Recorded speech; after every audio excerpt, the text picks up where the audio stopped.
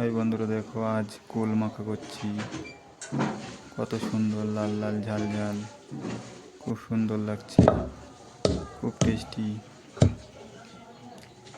জিভে জল আসার মতো। ধনেপাতা, লবণ, তেল, কাঁচা ঝাল, কলার পাতার উপরে মাখিয়ে খেতে খুব সুন্দর লাগে, খুব ভালো লাগে, পুরো জিভে জল আসার মতো। ওহ, বলবে বন্ধুরা কেমন হয়েছে খেতে, কমেন্ট করো, লাইক, ফলো, শেয়ার।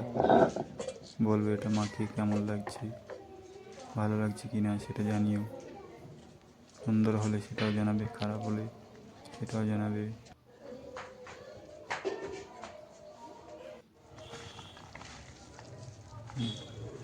উফ, খুব সুন্দর হয়েছে মাখানোটা।